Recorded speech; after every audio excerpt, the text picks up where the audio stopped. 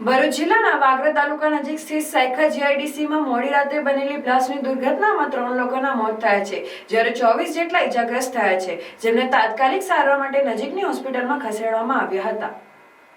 સમગ્ર બનાવ અંગે મળતી માહિતી મુજબ સાયખા જીઆઈડીસીમાં આવેલી વિશાલ્ય કર્નિક ફાર્માકેમ નામની કંપનીમાં મોડી રાત્રે લગભગ 2:30 વાગ્યાની આસપાસ કંપનીનું બોઇલર ફાટતા સર્જાયેલા પ્રચંડ ધડાકાને કારણે અત્યાર સુધીમાં 3 મૃતદેહ મળી આવ્યા છે, જેમાં પ્રાથમિક માહિતી મુજબ મનીષ કુમાર રહે બિહાર, ધર્મેન્દ્ર રહે મધ્યપ્રદેશ તેમજ સૂરજ રહે ઉત્તર પ્રદેશનો સમાવેશ થાય છે। આ ઉપરાંત 24 જેટલા કર્મચારીઓ ઇજાગ્રસ્ત થયા છે, જેમને તાત્કાલિક સારવાર માટે નજીકની હોસ્પિટલમાં ખસેડવામાં આવ્યા છે। બ્લાસ્ટની તીવ્રતા એટલી ભયાનક હતી કે આસપાસનો આખો વિસ્તાર ગણગણી ઉઠ્યો હતો। બ્લાસ્ટની અસર માત્ર વિશાલ ફાર્મા કંપની પૂરતી મર્યાદિત ન રહેતા આસપાસની 4 થી 5 જેટલી અન્ય કંપનીમાં સ્ટ્રક્ચર્સને પણ વ્યાપક નુકસાન થયું છે। ઘટનાની જાણ થતાં જ 4 થી 5 જેટલા ફાયર ટેન્કરો સાથે ફાયર વિભાગ અને વહીવટી અધિકારીઓ તાત્કાલિક સ્થળ પર પહોંચી ગયા હતા। હાલમાં પણ ઘટના સ્થળે બચાવ અને રાહતની કામગીરી ચાલી રહી છે અને કાટમાળ હટાવવાની કામગીરી સાથે મૃત આંક વધવાની શક્યતા જોતા સર્ચ ઓપરેશન ચાલુ છે। આ મામલે ઇન્ડસ્ટ્રીયલ સેફટી એન્ડ હેલ્થના અધિકારી દિનેશ ગામીએ જણાવ્યું હતું કે કંપનીમાં રાત્રિના ટોલવિનની કામગીરી ચાલી રહી હતી। તે સમયે રાત્રિ બ્લાસ્ટ થયો હતો, જેમાં 3 ટન જેટલું ટોલવિન હતું। આ દુર્ઘટના બાદ સાયખા ગામના સરપંચ જયવીરસિંહ વહીવટી તંત્ર અને જીપીસીબી પર ગંભીર આક્ષેપ કરતા જણાવ્યું હતું કે આ જોખમી કંપની કોઈપણ જાતની મંજૂરી વગર જ ધમધમી રહી હતી। તેમ છતાં જીપીસીબીએ વહીવટી તંત્ર દ્વારા કોઈ જ ધ્યાન આપવામાં આવ્યું નથી। સરપંચ જયસિંહ વધુમાં જણાવ્યું કે જીઆઈડીસીની મોટાભાગની કંપનીઓમાં નિયમોનું ઉલ્લંઘન કરી રેસિડેન્શિયલ બાંધકામ કરવામાં આવ્યું છે। સરપંચે ચીમકી ઉચ્ચારી છે કે જો આમને આમ ચાલશે અને તંત્ર દ્વારા પગલાં નહીં લેવાય તો અમે ઉગ્ર આંદોલન કરીશું। હું જયવીરસિંહ રાજ, સાયખા સરપંચ। આજરોજ રાત્રે અમારા ગામમાં અમારી જીઆઈડીસીમાં બ્લાસ્ટ થયો છે। એમાં 9 જણને ઈજા થઈ છે, એમાંથી 3 ડેથ થયા છે અને બીજા સારવાર પર હોસ્પિટલાઇઝ છે। હમણાં કેટલા વાગે થયો આ બ્લાસ્ટ? રાત્રે 2:30 વાગે। અને ગામવાળાને કંઈ નુકસાન થયું આ બ્લાસ્ટથી? ના, ગામવાળાને નુકસાન નથી થયું, પણ ગામમાં થોડુંક અવાજ આવેલો જોરથી, હવે કાચ ને એવું બધું થોડું ફૂટેલું છે।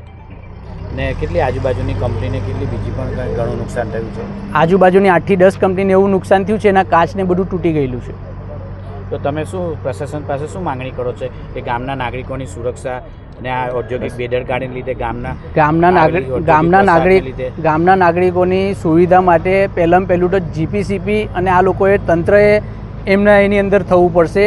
વસ્તુ એ છે કે અત્યારે આ જીપીસીપી છે, કંપનીવાળા છે, આ બધા મિલીભગતથી ચલાવે છે। આ કંપનીનો એક ડોક્યુમેન્ટ નહોતું, સિંગલ એક પેપર નહોતું અને એ પરમિશન વગર ચાલુ થઈ ગયેલી હતી અને આ બ્લાસ્ટ થયો છે।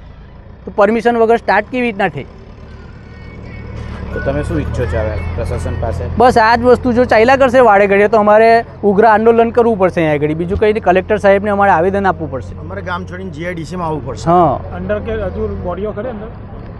હજુ શોધખોળ ચાલુ છે। અંદાજ કેટલી લાગે છે તમને? અંદાજિત 1-2 મળી શકે હજુ, પણ શોધખોળ ચાલુ છે।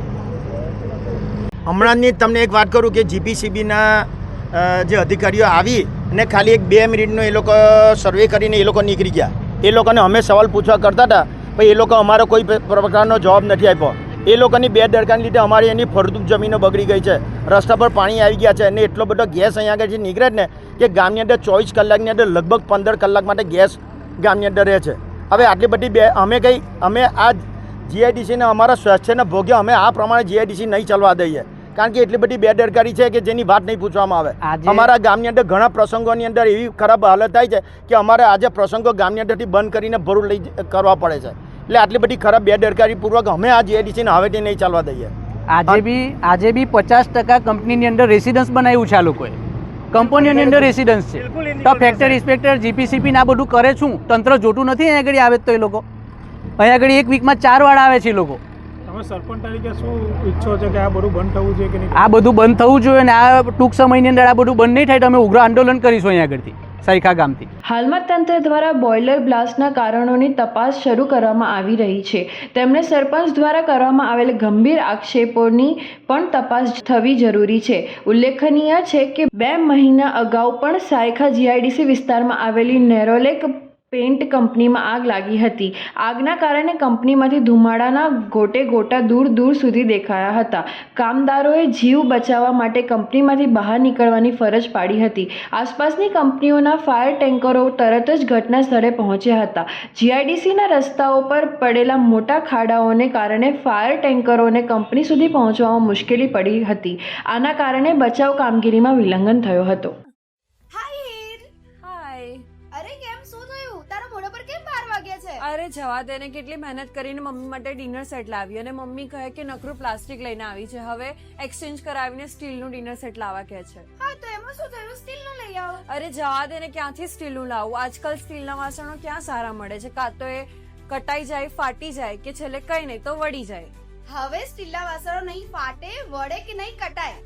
ભરૂચમાં સ્ટીલની કોઈ પણ વસ્તુ ખરીદવી હોય તો ભરૂચનું માત્ર એક જ સ્થળ, વર્ષોથી વિશ્વાસપાત્ર નર્મદા ઇન્ડસ્ટ્રીઝ. વાવ, આ તો બહુ હેવી અને સારી ક્વોલિટીનું સ્ટીલ લાગે છે. પણ આ બધી વસ્તુઓ પર ડિસ્કાઉન્ટ મળશે ખરું?